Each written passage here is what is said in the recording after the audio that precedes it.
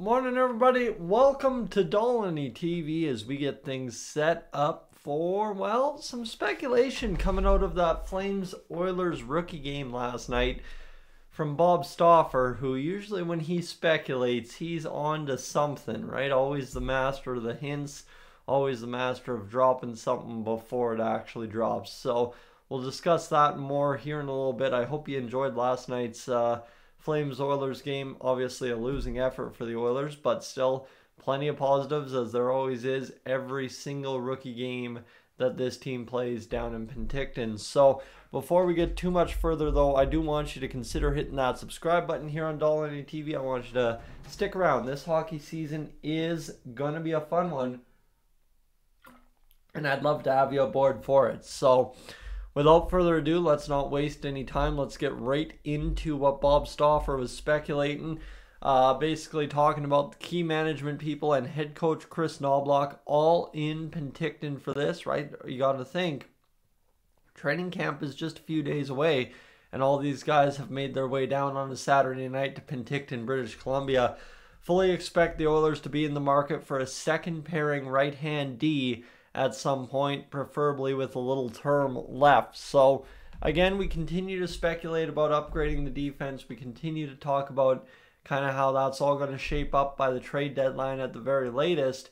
But Bob Stauffer, on a night where the Oilers are playing against the Calgary Flames rookies, goes out and talks about a second pairing right-hand shot defenseman with term. And I don't know how well you've been following the channel. I don't know how well you've been following the whole discussion around the Oilers and the Flames and Rasmus Andersson all summer, but there certainly feels like another hint, step, whatever you want to say, in that direction of trading for Rasmus Andersson. And what I'll say to that effect is Flames radio, obviously being down here in southern Alberta, it's on all day, every day, pretty much the first 6 hours of programming on the Fan 960 is Calgary Flames talk, or generally speaking, Calgary Flames talk.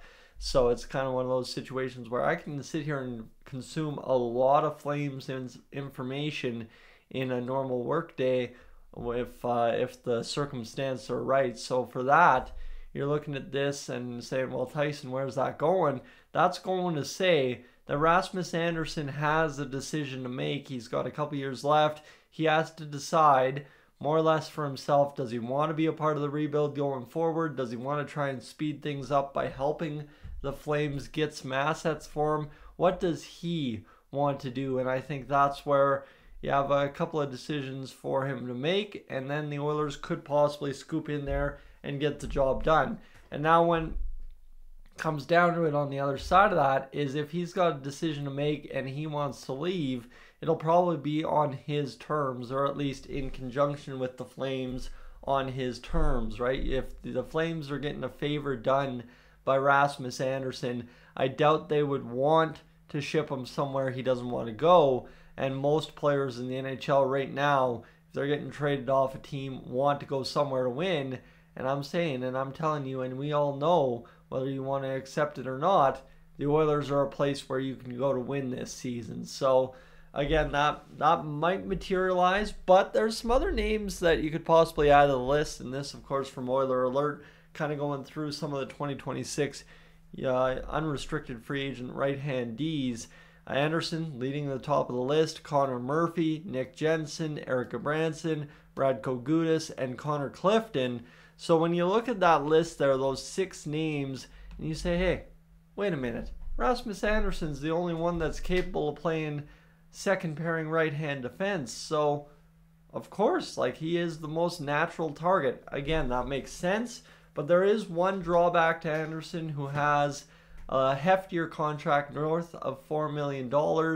How do the Oilers make the salary cap situation work? I think there is potential to do it, obviously, with Evander Kane on LTIR if you capture that all perfectly, but I don't think the Oilers want to be in that situation this year, so we'll kind of see how that all shakes out as well. But I think definitely there might be some potential for a kind of 3-team trade as well. I know Gillis TV was mentioning that last night in the group chat, saying Like, well, you could do a 3-team trade, but with what assets for picks to retain salary? And of course, you're asking him to retain 2 years instead of just one. So there's kind of a multi-layered factor in there where Rasmus Andersson might be the best candidate for the Edmonton Oilers, but he may not be the easiest or the most likely at the end of the day if you're looking at it just logistically speaking from an Oilers cap standpoint. But again, this is huge, right? Just to keep seeing this stuff, just to know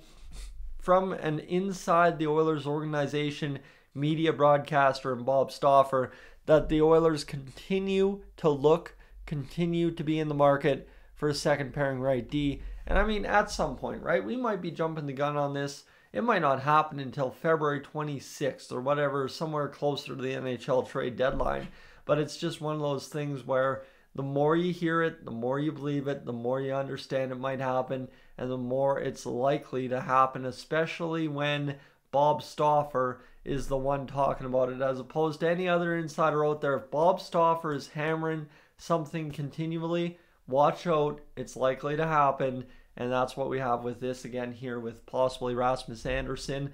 Of course, he floated that following kind of all the trades that happened on that offer sheet weekend. And then all of a sudden, Ty Emberson's an Oiler. It's like, well, yeah, but how about Rasmus Andersson? That'd be a nice little fit there too. And now we've had basically over a month of talk about Rasmus Andersson as a potential fit for the Edmonton Oilers. And I'm just really excited to see how that all shakes down here, because I don't know if maybe a name similar to Mattias Ekholm, right? How he wasn't available right up until a week before he was traded. We were being told he wasn't available, and then all of a sudden, bang, he's an Edmonton Oiler for a pretty hefty package, I think. You know, given that the Oilers were eating as much salary as they did on Ekholm, it was still a very hefty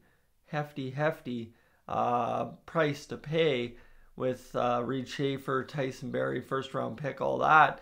But hey, at the end of the day, who really cares? Because the Oilers have gotten a pretty good dang Stanley Cup run out of that, all the way to Game 7, falling to the Florida Panthers last year. And we still have Ekholm, we still have everybody here ready to do it this season. So we'll wait on word on Rasmus Andersson. But friends, thank you so much for being aboard here this afternoon, this morning, whenever you've had a chance to tune in. I look forward to talking with you if there's any other developments today. But for right now, I think the end all be all is it's Sunday. It's time to get out in the yard, get some stuff done, and we'll go from there. So thanks for being aboard here this morning. Let me know your comments in the comments below, and I will see you in the next one. Thanks for being aboard.